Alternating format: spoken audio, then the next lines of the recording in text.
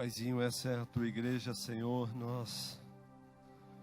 Nós nos rendemos a ti, ó Deus, reconhecendo o teu senhorio, o teu domínio, quem tu és, ó Deus, nas nossas vidas, na vida da tua igreja. Obrigado, Espírito. Pai, nós clamamos ainda por esse tempo, que o Senhor possa ministrar aquilo que é vontade tua nessa noite. Senhor, eu entrego o meu coração, a minha vida. O Senhor sabe das minhas fragilidades. Eu me rendo a ti também junto com a tua igreja, Senhor, pedindo que o teu Espírito tem toda a liberdade, Pai, de falar com a gente nessa noite. Não me deixe atrapalhar os teus planos, é o que eu te peço, no poder, na autoridade do nome poderoso de Jesus. Amém. Olá, igreja, eu sou o Ranulfo. Ok, tudo bem com vocês? Maravilha, né? Glória a Deus.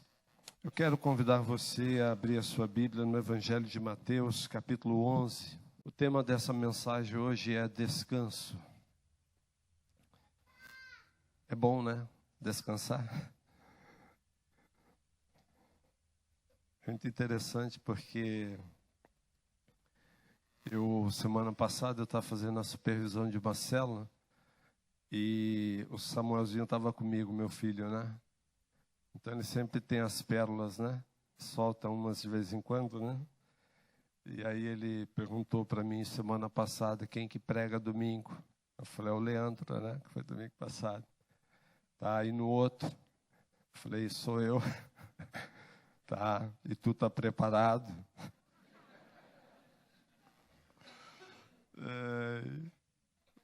Para dizer a verdade, eu nunca sei quando eu tô, né?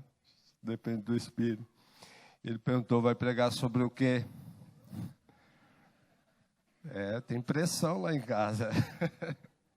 Falei, vou pregar sobre o descanso, né? Ele falou, qual o descanso da morte? Ai, Jesus, né? Ai, eu quero falar sobre o descanso de Deus, não esse da morte, porque eu sei que esse está garantido para a nossa vida, amém? Mas eu quero falar desse descanso de Deus enquanto a vida está em movimento, né? Está acontecendo nessa terra. Vamos ler o texto de Evangelho de Mateus, capítulo 11, do verso 25 até o verso de número 30. Ele fala sobre repouso para os cansados. Naquela ocasião, Jesus disse, eu te louvo, Pai, Senhor dos céus e da terra, porque escondestes estas coisas dos sábios e ocultos e as revelastes aos pequeninos.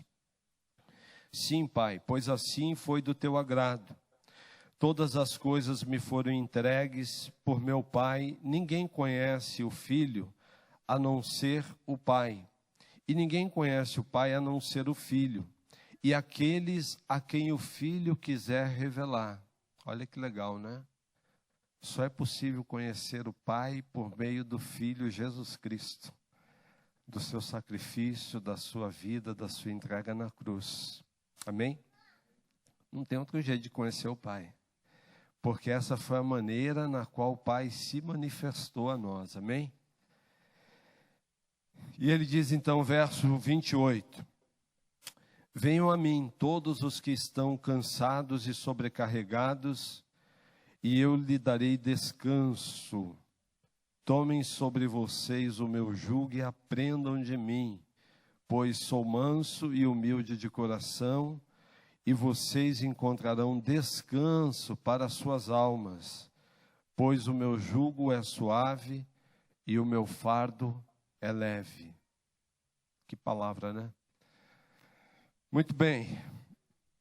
Quando nós olhamos a palavra de Deus, nós vamos encontrar várias referências aonde Deus está revelando de que Ele tem um descanso para nós, e aí não é só o descanso da vida aqui. Ele está falando de uma realidade que o céu ele é real. O céu existe, né? O céu é um lugar onde todo aquele que um dia experimentar a experiência de ter entregado não só a vida para Jesus como Salvador, mas permitir Jesus ser Senhor da sua vida, ele diz que isso automaticamente está garantido. Foi Jesus que disse no Evangelho de João, capítulo 14, ele falou: olha, eu estou indo preparar lugar para vocês, morada. Então o céu é um lugar real. A gente vai se deparar com vários homens de Deus que tiveram as suas experiências de poder não só ver o céu, mas ir para o céu. A Bíblia vai falar de alguns deles que não experimentaram a morte física, como Enoque, Elias. Eles foram arrebatados, foram tomados. Deus o tomou para si, os levou, né, de forma assim repentina, né? Os levou para si. Então vão ter outras passagens aonde vai dizer que o céu é real.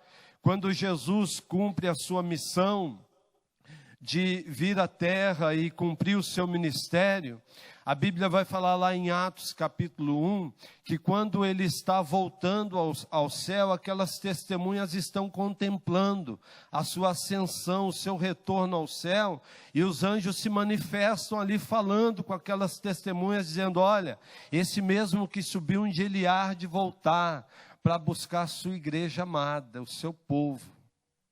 Nós vamos olhar Paulo também na segunda carta de Coríntios, dizendo que ele teve experiências espirituais, onde também o Espírito arrebatou ele aos céus. E ele falou: olha, eu vi coisas lá que eu não tenho como pronunciar. Então o céu, ele é uma realidade, ele é um lugar real. Mas esse texto em que nós lemos de Mateus 11, capítulo 11, do verso 25 ao 28, está acontecendo algumas coisas muito interessantes. Primeiro, que Jesus está dizendo que ele e o Pai têm alguns segredos. Segredos das coisas que são espirituais, e que essas coisas que são espirituais, elas não vão ser reveladas para qualquer pessoa. Olha que interessante. Ele está se referindo na época aos mestres fariseus da lei, e dizendo que esses mistérios, essas coisas que são de Deus, que são do alto, elas não vão ser reveladas para qualquer pessoa. Não é por meio de um entendimento, de uma lógica, de um intelecto humano, de uma inteligência humana, que se descobre as preciosidades que vêm de Deus. A Bíblia diz que as coisas que vêm de Deus, elas só podem ser revelada por meio do Filho Jesus Cristo. Por aquele que se fez carne, habitou nessa terra, foi na cruz e morreu por cada um de nós. Então ele está dizendo desse jogo de segredo, e que o Pai vai revelar isso aos seus pequeninos, aos seus seguidores. Então é Deus dizendo que a nossa vida, nesse texto, antes de sermos aquele que nos achegamos a Deus, nós precisamos primeiro reconhecer a nossa condição humana. Por que Jesus está falando de cansaço, de sobrecarregado? Que mensagem é essa? Para que tipo de gente ele está se referindo? Jesus está falando não só de um contexto de cansaço físico, mas cansaço espiritual. Porque quando nós olhamos a história de Deus lá no livro do Gênesis, nós vamos perceber que quando Deus criou o homem, Ele criou para um relacionamento pessoal, direto com Ele. Vai dizer que na virada do dia Deus se manifestava ali para se relacionar, para andar no jardim com o homem. E aí então entra o pecado e interrompe essa relação entre Deus e o homem. O profeta Isaías vai dizer lá no capítulo 59, os vossos pecados fazem separação entre vós e o vosso Deus. O pecado teve essa capacidade de nos afastar de Deus, mas Deus tinha um plano por meio do seu Filho Jesus Cristo, de reconciliar agora esse homem com Deus. Romanos capítulo 5 vai dizer isso, que por meio de um só homem, se referindo a Adão, todos pecaram.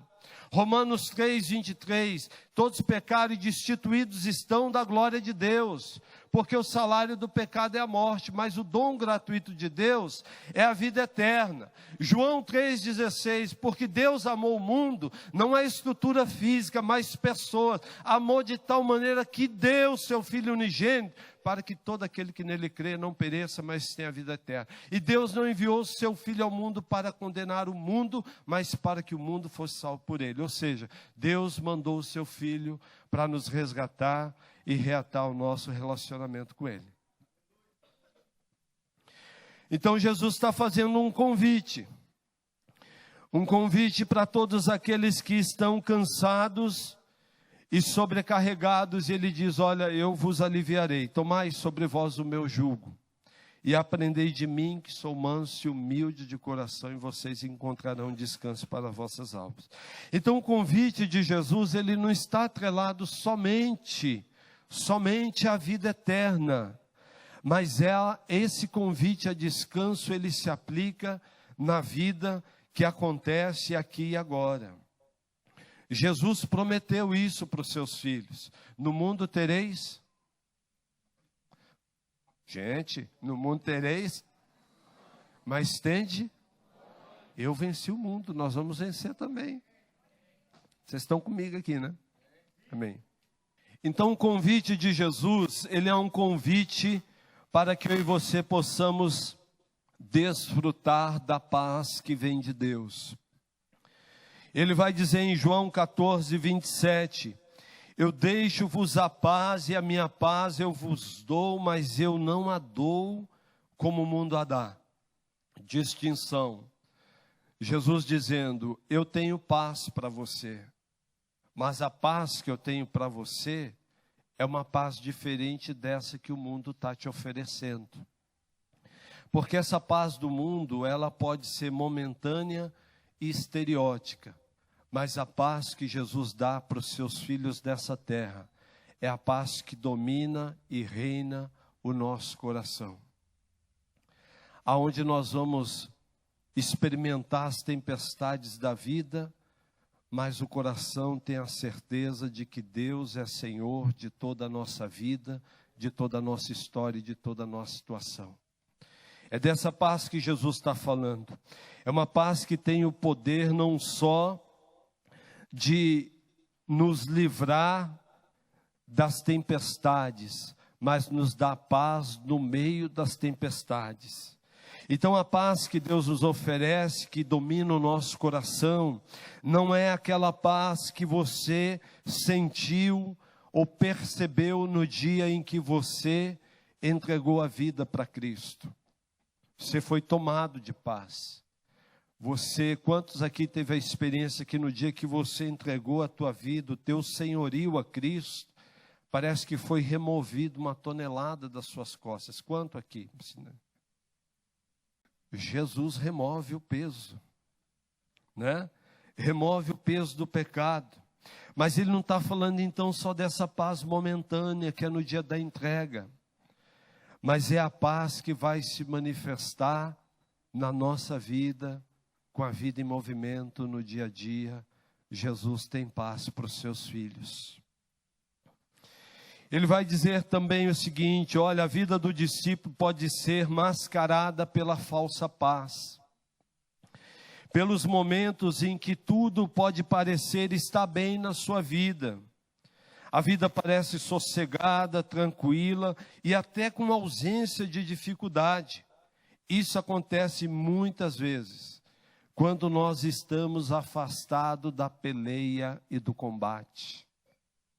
Peleia. Estou entrando no contexto cultural. Essa paz de Jesus é interessante, porque olha só, a Bíblia está dizendo para a gente que nós estamos em guerra com o mundo. Estamos em guerra com o mundo, com o diabo, com seus ataques e com seus valores. Então, é estranho um discípulo de Jesus dizer que está em paz, quando Jesus está dizendo que nós estamos em guerra. Cuidado, porque esse sossego que está tudo bem, pode ser um sinal primeiro que você está fora de uma linha de combate. Não está lutando a guerra do teu Senhor. E pode parecer que está tudo bem, mas a Bíblia diz que vai vir os dias maus, e essa falsa paz, ela não vai ter a capacidade de te dar resistência para o dia mau. O que é você estar hoje em combate?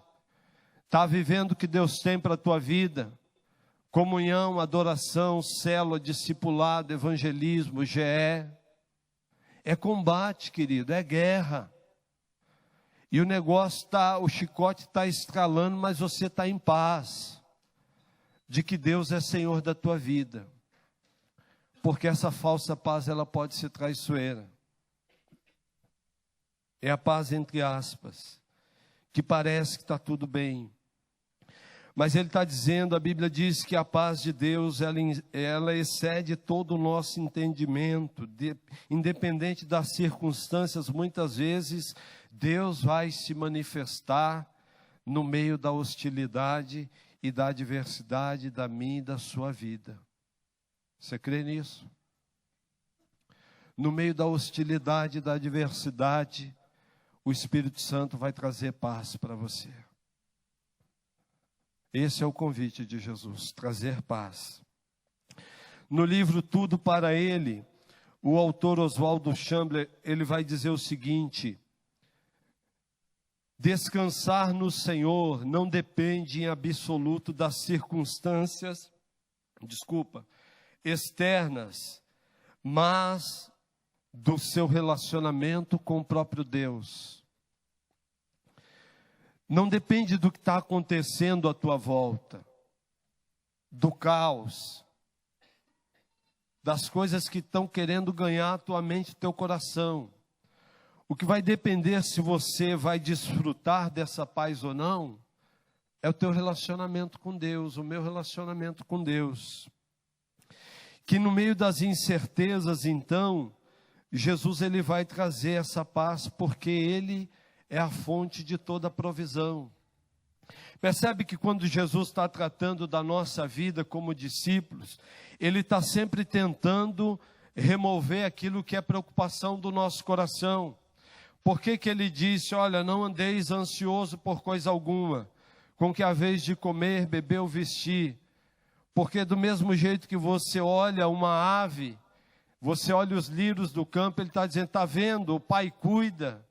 Quanto mais você vale mais do que elas. O Pai está dizendo isso para a gente.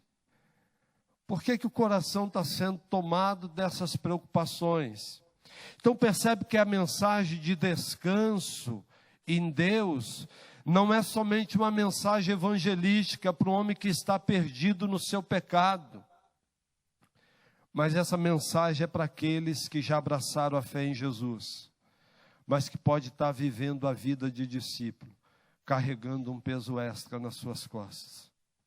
Por isso ele vai dizer que a paz de Deus então excede todo entendimento. Nós não conseguimos compreender, nem explicar, mas nós podemos vivenciá-la, pois ela não é terrena, ela é celestial, ela vem do alto para a nossa vida. Esse é o convite de descanso, então, para os cansados e sobrecarregados. Não é o descanso que se encontra num culto de domingo. Por mais que tenha um louvor abençoado, uma mensagem abençoada, sente uns arrepiozinhos, né? E o culto termina, estou mais leve. Não é essa paz que Jesus está dizendo. Isso pode ser a paz de uma religiosidade, de frequentar um lugar com dia e hora marcada.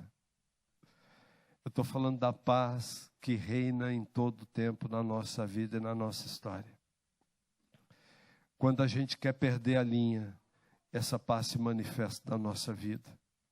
Eu tenho conversado com gente, tem chegado para mim, tem dito, pastor, perdi o emprego. A minha pergunta sempre vai ser essa: você está em paz? Né? Que pergunta, né? O cara está vindo falando que perdeu o emprego. Você é discípulo de Jesus, você está em paz? Alguns nem deixam eu fazer a pergunta, já traz a resposta. Pastor, eu perdi o emprego, mas eu estou em paz. Porque lá naquele emprego lá, o dono, a dona queria que eu mentisse, que eu manipulasse notas. Eu estou em paz, aquilo ali não era para mim não. É isso daí. É os valores de discípulo não sendo corrompido. Então essa paz de Deus, ela vai se manifestar. Não é o tipo de paz então que Jesus oferece somente ao homem que está perdido no seu pecado, mas é a paz que excede todo entendimento. É a paz que nos livra da gangorra espiritual. Ora estamos bem, ora estamos mal. Eu não acredito nisso. Eu acredito que Deus tem um equilíbrio para a nossa vida emocional e espiritual, para a nossa trajetória nessa terra. Ora tudo vai mal, eu estou mal. Ora tudo vai bem, eu estou bem. Não, essa paz de Deus, ela excede todo entendimento.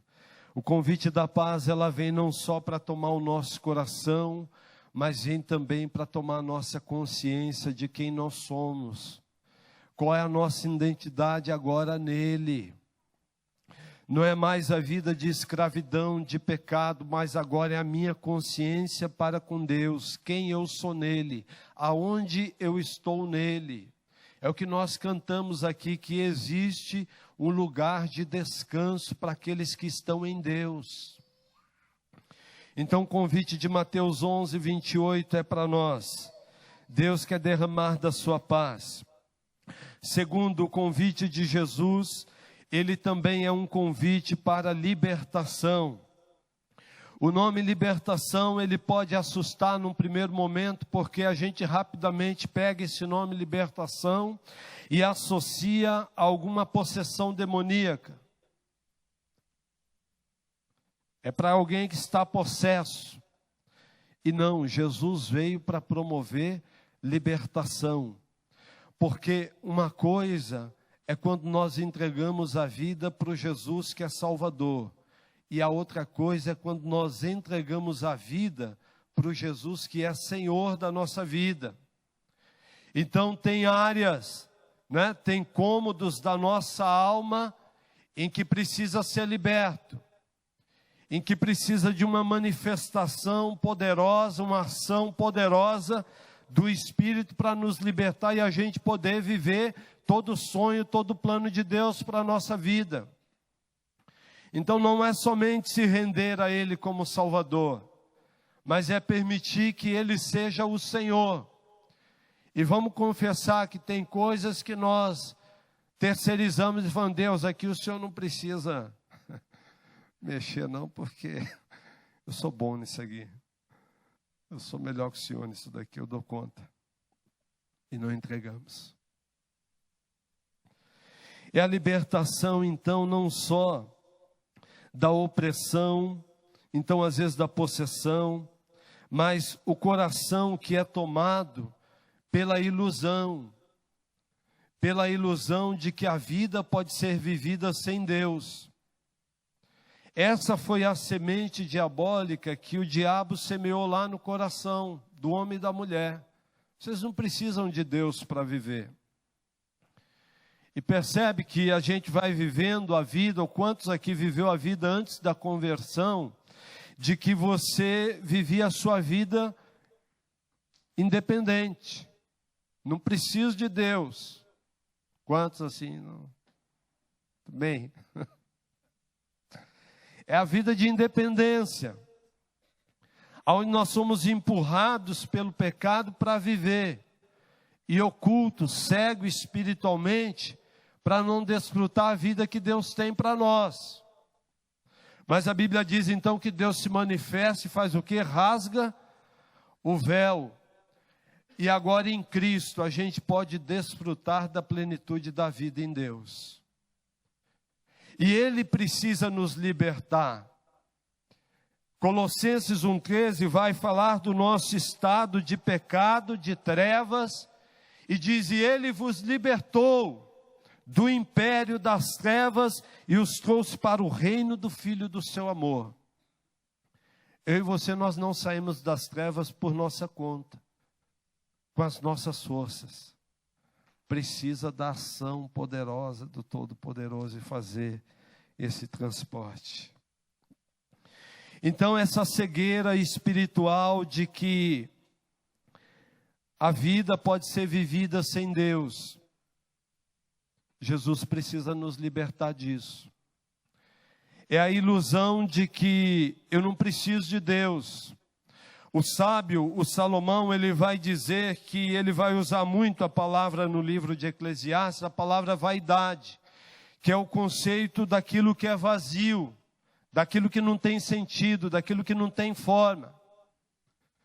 E isso está atrelado à vida sem Deus. Tudo que nós vivemos sem que seja para a glória, para a honra de Deus, é vazio, não faz sentido, sim ou não? Então ele vai dizer que a vida tomada pelo pecado é uma vida vazia. É uma vida onde você pode buscar na noite, na bebida, na promiscuidade, preencher esse vazio, e quando o dia amanhece, tudo aquilo se evaporou e o vazio volta. Eu fui dependente químico durante 9 anos. Meu último estágio eu consumia quase 8 gramas de cocaína por dia. Então, quando chegava o amanhecer, depois de ter passado a noite se drogando, eu era tomado por esse vazio. Aquilo era preenchido por alguns minutos, mas logo vinha um vazio. E quando vinha o vazio, não vinha só o vazio, vinha a mensagem diabólica também, que eu tinha que me autodestruir. Porque esse é um plano diabólico de Satanás, de nos afastar da vida abundante que Deus tem para nós, de desfrutar desse descanso. Então a manifestação de Deus na nossa vida, de promover descanso, não é somente de nos libertar do pecado, de nos livrar do inferno. E diga-se de passagem que o inferno não foi feito para o ser humano, mas para o diabo e os seus anjos rebeldes. Mas o inferno, ele é o destino de todo homem e de toda mulher que se recusa a aceitar o amor gratuito, a graça que veio do Pai manifesta por meio de Jesus. O homem vai ser condenado ao inferno por conta disso, de rejeitar a beleza desse amor, desse sacrifício. Então Jesus, ele aparece oferecendo alívio, oferecendo descanso. É a ação que ele pode fazer em nós, a ponto de aonde podemos confiar e entregar a nossa vida a ele. Confiar de que ele pode ser Senhor da nossa vida. Então não é só apenas um convite evangelístico de Mateus 11, 28, para os de fora, para aqueles que estão perdidos, mas esse é para os discípulos de Jesus que abraçaram a fé no Senhor. Lembrando que é maior o que Deus quer fazer em nós do que através de nós. Então o convite para a libertação é onde eu posso deixar tudo ao pé da cruz e confiar que Deus vai remover de mim todo o peso, todo o fardo, toda a culpa, toda a condenação, porque esse preço já foi pago por Ele na cruz. Você consegue olhar para a sua vida, para dentro de você, e perceber que tem fardos. Você pode estar carregando o peso da culpa, do medo, da condenação. Você já é discípulo de Jesus. Você pode estar carregando. Pode estar um pezinho extra aí, onde Jesus está tentando te dizer, isso não te pertence mais. Isso é meu. A libertação, então, é para deixar a vida de religiosidade, pois a religiosidade, ela pode mascarar as dores, as feridas da alma, mascarar os nossos medos, mascarar a autorrejeição, insegurança, desejo de atentar contra a própria vida. Pessoas que já fizeram uma entrega autêntica e verdadeira a Jesus, mas que ainda escuta as vozes do maligno dizendo que você deve atentar contra a própria vida. Eu tinha dificuldade de entender isso. Como é que entregou a vida para Jesus e agora o diabo ainda está dizendo que você pode atentar contra a própria vida? E aí uma vez Deus ministrou no meu coração o Evangelho de João, capítulo 10, verso 27. Jesus dizendo: olha, as minhas ovelhas, elas ouvem a minha voz, eu as conheço e elas me seguem. Fiquei intrigado um dia com esse texto aí, né?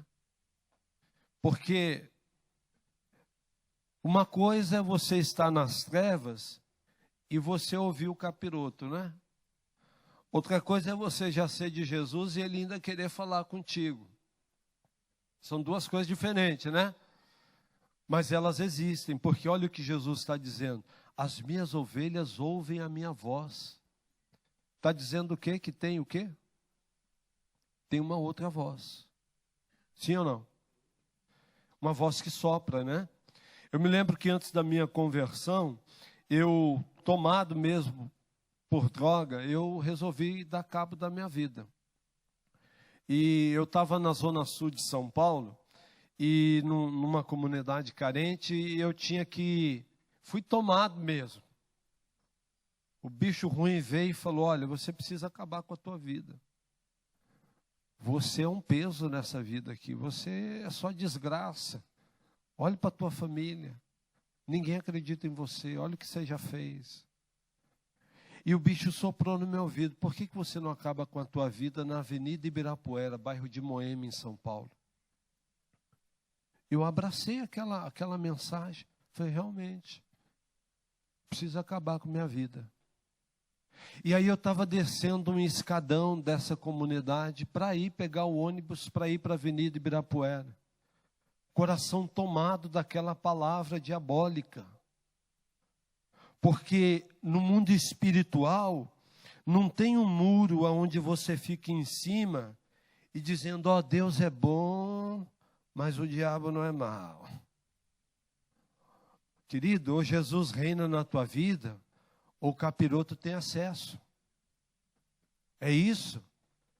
Não tem um lugarzinho de espera. E aí eu estou descendo aquele escadão, e aí tinha um irmãozinho lá, um com uma guitarra bem, né? Uma caixinha fazendo barulho, com terno, com a gravata, e outro entregando um folhetozinho no pé do escadão. E ele entregou: jovem, Jesus te ama, né? Eu peguei aquilo com raiva e amassei o folheto, mas não soltei da mão, não. E eu entrei dentro do ônibus e fui em direção ao meu destino da morte. Mas a Bíblia diz que a palavra de Deus é o quê? O que é a palavra de Deus, gente? É vida, e vida o quê? A palavra de Deus, ela é o que mais? Ela é eficaz. É mais penetrante do que uma espada afiada de 2 gumes. É poderosa. E eu amassei aquele folheto e eu entrei dentro daquele ônibus. E indo para o meu destino de morte, eu então desamassei aquele folheto e estava lá esses versículos. Vinde a mim todos que estáis cansados e oprimidos, e eu vos aliviarei. Tomai sobre vós o meu jugo e aprendei de mim, que sou manso e humilde de coração, encontrarei descanso para vossas almas, porque o meu jugo é suave, o meu fardo é leve. Não precisou de ninguém. É a palavra viva, e todo aquele pensamento de morte, ele foi dissipado dentro daquele ônibus. Porque Deus tinha um plano para a minha história de vida. Mas essa voz, ela é verdadeira. Ela se manifesta de vez em quando. Então a libertação, ela não é somente do pecado do inferno, mas também das forças que tornam a vida pesada e punitiva. É as vozes que sopram de que você está passando por isso, porque você já fez isso, porque você merece mesmo, você é ruim, você não presta. Isso que você está passando é castigo de Deus. Então o convite à libertação não é só do homem, não é do homem exterior, mas sim do homem interior. O poder do Evangelho é para aquilo que Deus pode fazer em nós de dentro para fora. Fala comigo, de dentro para fora. De dentro para fora. Porque a vida de religiosidade, ela pode mascarar realmente quem nós somos. Então ele vai dizer, olha aqui, 2 Coríntios 4,16. Por isso não desanimamos, pelo contrário, mesmo que o nosso homem exterior se corrompa, por isso, contudo, o nosso homem interior se renova de dia em dia. Paulo vai dizer que o Evangelho, ele é o poder de Deus para a salvação de quem? De todo aquele que nele crê. O Evangelho é poder. Poder, o conceito da palavra poder é dínamo, dinamite, é explosão de poder. Deus faz isso. Explode toda a estrutura das trevas dentro de nós e nos dá esperança de uma nova vida na pessoa do Filho amado. Esse é o poder do Evangelho. Aonde Jesus chega, acaba a farra do capeta. Ele se manifesta trazendo vida. A libertação, então, não é só do homem interior, mas também do homem que vive corrompido pelo pecado. O Senhor quer nos livrar de nós mesmos. Já fez essa oração? Senhor, me livra de mim mesmo. Consegue olhar para a tua vida em algum momento e falar, Deus, me livra de mim mesmo? Porque daqui a pouco eu sou o que mais me prejudica a mim mesmo. Que loucura, né? Senhor, me livra de mim mesmo.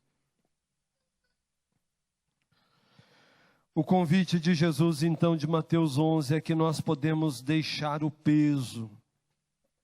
Tomai sobre vós o meu jugo, porque o meu jugo é suave e o meu fardo é leve. Eu e você podemos ser discípulos de Jesus, estar vivendo a nossa vida cristã, mas carregando fardos, pesos extras. Que ainda vivemos como se ainda estivéssemos faltando alguém ou alguma coisa. O que pode nos trazer peso nessa vida? O sofrimento, a perda de um ente querido, a tristeza de uma traição, a dor de um divórcio, o peso de um trabalho sem paixão do que você faz, ou a falta de um trabalho, ou o peso de um trabalho que não glorifica a Deus, o peso de uma vida cheia de interesse pessoal, porque até isso pesa. Pensa muito no que é teu e nunca no que é do outro. Chega uma hora que você cansa de pensar só em você. A preocupação da vida, a preocupação sempre vai gerar o pecado da ansiedade, porque toda ansiedade é um sinal de que estamos fazendo os nossos planos sem incluir ou consultar o Senhor. Vou repetir. A preocupação sempre vai gerar o pecado da ansiedade. E toda ansiedade é um sinal de que estamos fazendo os nossos planos sem incluir e sem consultar o Senhor. Capite? Anota essa aí. Toda ansiedade é pecado e é um sinal de que os meus e os seus planos não está tendo o aval e a anotação do papai assinando lá, eu estou abençoando esse negócio aqui. Por último, o convite, aprendam de mim. Precisamos então aprender sempre, mas também desaprender. Aprender e desaprender é um segredo da vida cristã. Porque você pode ser tomado ou pode ter a mente cauterizada por muita coisa que você já aprendeu. Não importa os anos em que eu e você frequentamos uma igreja evangélica cristã, mas o Espírito está sempre querendo desconstruir alguma coisa dentro de nós para construir outras. Por que Jesus tem essa necessidade? Olha, aprendam de mim. Depois, sem mim. Aprendam de mim. Porque tem coisas que nós aprendemos na vida que está desconectado com aquilo que é propósito de Deus para nós, que precisa desaprender. Aprendam de mim. Agora tem um segredo para aprender. E o segredo é a gente se abrir para algumas mudanças. Porque às vezes quando nós não queremos viver essa transformação, esse poder de Deus que nós tanto clamamos e oramos, para que Deus se manifeste na nossa vida, às vezes se esbarra nos próprios muros que nós levantamos dentro de nós. Os muros de resistência. E aonde o Espírito Santo não encontra uma brecha para penetrar em nós e fazer aquilo que é a vontade de Deus. Eu quero contar uma história então antes de concluir esse nosso tempo. Havia um homem, diz assim, um homem levou anos construindo uma casa. Ao terminar a obra, viu que ela ficou muito bonita. Uma casa com 3 andares, muito bem acabada, grande, muitos quartos, banheiro, enfim, uma casa linda. Bem, numa obra tão bonita, nada melhor que convidar Jesus para morar nela. Então ele chamou Jesus, levou-o ao quarto mais bonito, espaçoso e bem acabado que havia e disse: bem, Jesus, eu reconheço que tu sempre me ajudaste em minha vida. Logo gostaria que o Senhor viesse morar comigo. E esse é o melhor quarto que eu tenho, é teu. Vem habitar aqui neste quarto. E Jesus educadamente disse: sim, eu vou. Veio. Passado alguns dias, o homem escutou baterem na porta.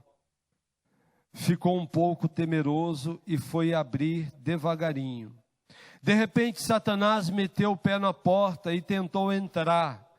O homem travou uma grande luta com Satanás e depois de muito esforço conseguiu jogá-lo para fora e fechou a porta. Correu para o quarto onde estava Jesus e falou: Senhor, tu viste quem tentou arrombar a casa? E Jesus respondeu: vi, era Satanás. Então o homem surpreso disse: Senhor, viu que era Satanás, quase me matou, tentando entrar na minha casa e não fez nada? Por que não vieste na minha defesa? E Jesus falou: porque você me deu somente este quartinho. Aqui me deste toda a liberdade, mas só aqui. Tá bom, então entendi. E o homem falou: então foi por isso. Me desculpa, Senhor, então a partir de hoje, todo esse andar de cima é teu. Fazer o que quiseres aqui. E os dias passaram e novamente o homem ouviu baterem na porta e pensou: será que é Satanás de novo? E foi abrindo a porta devagarinho e novamente Satanás meteu o pé na porta, jogou o homem no chão e começaram outra luta. Com muito mais esforço, o homem conseguiu vencer e jogou Satanás para fora outra vez, só que com mais dificuldade que antes. Correu para o andar de cima e falou: Jesus, novamente, Satanás quase me matou e o Senhor não fez nada. O que aconteceu? Por que não defendeste nossa casa? E Jesus respondeu: você só me deu este andar. É só o andar de cima. A casa ainda é sua. Então o homem realmente entendeu.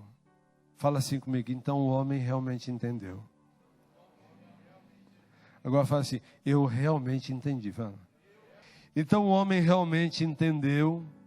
Agora eu compreendi. Pois então, aqui tem as chaves da minha casa. E a partir de agora, ela também é sua, Jesus. A palavra de descanso, então, em Deus, ela é para a gente. Eu quero concluir orando com você, mas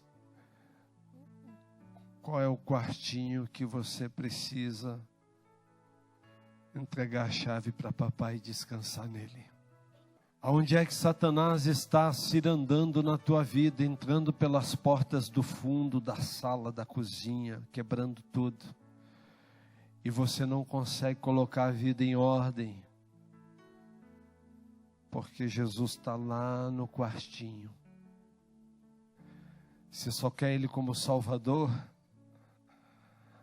a proposta do Evangelho é que Jesus precisa ser Senhor da nossa vida. O que você está vivendo na sua história? Qual é a chave que Jesus está falando? Filho, entrega, porque eu quero te dar descanso.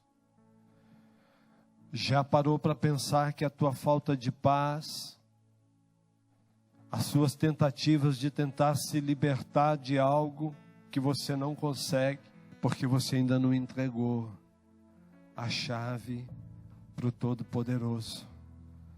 Mas Jesus quer fazer isso, amém? Eu não sei qual é a destruição que daqui a pouco Satanás está fazendo na sua vida, mas você precisa de Jesus. Ele pode ser Senhor da sua vida, Ele pode ser o seu libertador nessa noite, pode trazer vida onde não tem mais vida, mas você precisa entregar. Ele não é invasor, Ele se manifesta onde Ele é convidado. E eu quero desafiar você a fazer isso nessa noite. Você que está vivendo os seus planos sem um conselho, sem a boa mão do Senhor, e as coisas não estão andando, e Deus está dizendo: filho, entrega. Eu quero abençoar você. Qual é o quartinho? Qual é a falta de paz que você está vivendo nesse momento da tua vida? Aonde Jesus também quer se manifestar. Qual é o peso, qual é a carga, qual é o fardo extra que o Espírito está dizendo hoje: filho, entrega. Isso não é mais teu, isso não te pertence mais, isso é meu. Vai viver a leveza da fé, vai andar pela fé na minha presença. Existe um lugar para você em Deus, aonde você pode deixar o peso da amargura, do ressentimento, da dor. Jesus quer fazer isso, amém? Mas a palavra de Deus diz que a mão do Senhor, ela não está encolhida para que não possa salvar, e nem os seus ouvidos tampados para que não possa ouvir. Você crê nisso? A mão de Jesus está salvando nessa noite, em nome de Jesus. Todo tampão do ouvido caiu por terra agora, em nome de Jesus. Pai, nós queremos pedir agora que Teu Espírito possa trazer tudo que é manifestação que vem do alto. Deus, o poder da Tua paz que excede todo entendimento. Pai, derrama agora sobre a vida da Tua igreja. Senhor, traz libertação sobre o Teu povo agora, no poder do nome que é sobre todo nome, o nome poderoso de Jesus. Pai, Tua palavra nos ensina que a Tua mão não está encolhida para que não possa salvar, e nem o Teu ouvido tampado para que não possa ouvir o clamor do Teu povo. Senhor, nós clamamos nessa noite. Pai, traz libertação no poder do nome de Jesus. Pai, aqueles que estão se rendendo e entregando ao Senhor, escreve agora o nome no livro da vida. Traz não só o descanso da eternidade, mas o descanso de andar nessa terra, desfrutando da Tua paz, da Tua alegria, da Tua presença, do Teu poder. Pai, nós te pedimos isso no nome de Jesus. Remove agora do coração do Teu povo toda dor, todo ressentimento, toda ferida aberta. Traz cura, Espírito Santo. Clamamos por cura, Pai, agora em nome de Jesus. Estende a Tua mão agora, Pai, sobre a vida do Teu povo, no poder do nome de Jesus. Recebe o clamor do Teu povo, dos Teus filhos aqui na frente agora. chorando, clamando, entregando. Senhor, liberta, salva, cura no poder do nome de Jesus. Nós nos rendemos a Ti e confiamos no Teu poder. Senhor, nos dá esse descanso, o descanso de viver nessa vida, confiando que o Senhor é Senhor de toda e qualquer situação na nossa vida e na nossa história. Nós oramos por isso, no poder, na autoridade do nome que é sobre todo nome, o nome poderoso de Jesus.